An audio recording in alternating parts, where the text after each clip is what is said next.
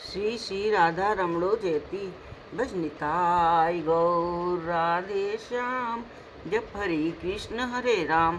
चरित सुधा श्री श्रीमद राधा रमण चरणदास देव बाबा जी महाशय बड़े बाबा का जीवन चरित्र। मूल बंगला संपादक प्रकाशक श्री रामदास बाबा जी।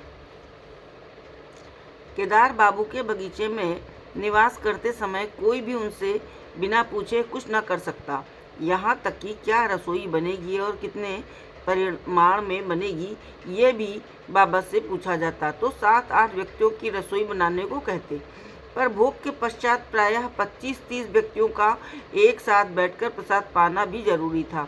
यदि किसी दिन कोई वहाँ न रहता तो नील रतन आदि को भेज किसी प्रकार लोगों को बुलवा लेते।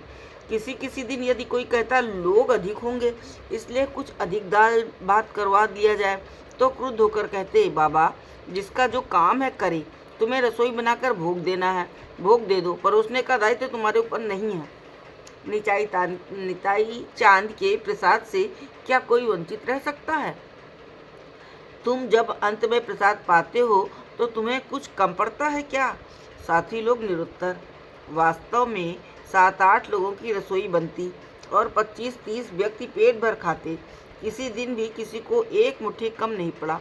इस प्रकार नानाविध ऐश्वर्य मिश्रित लीला में दिन बीतने लगे। एक दिन श्रीयुत दीनबंधु काव्य तीर्थ महाशय बाबा जी महाशय से मिलने आए।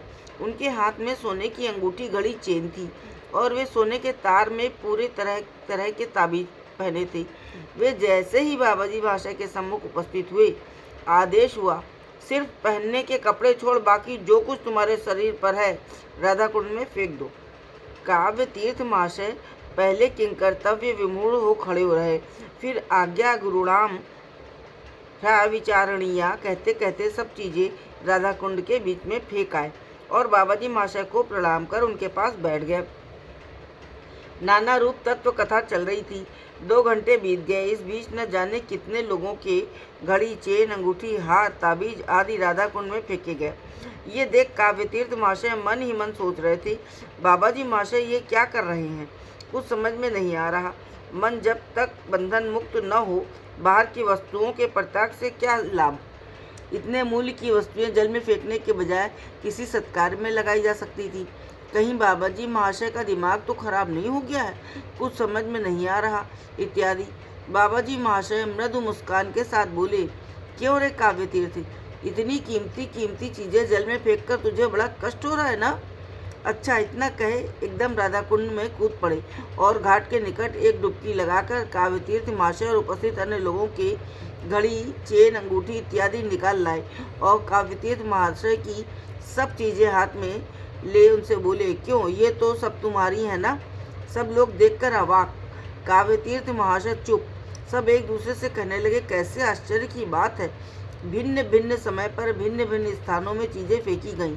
ये एक ही डुबकी में एक ही जल से न जाने कैसे निकाल लाए।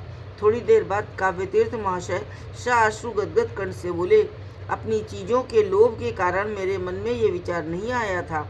मैं तो आपकी महिमा न समझ सकने के कारण मन में तरह तरह की कल्पना कर रहा था। मुझे क्षमा करें। इन सब चीज़ों का आप जो चाहे करें, मुझे कोई आपत्ति नहीं। बाबा जी महाशय ने उनकी बात पर ध्यान न दे उन सब चीज़ों को उन्हें देते हुए कहा, अच्छा अभी इन्हें अपने पास ही रहने दो, मुझे जब जरूरत होगी मांग लूँगा। काव्य तीर्थ महाशय और कुछ न कह सके और सब चीज़ें ले ली। जय जय श्री राधे, जय बड़े बाबा की।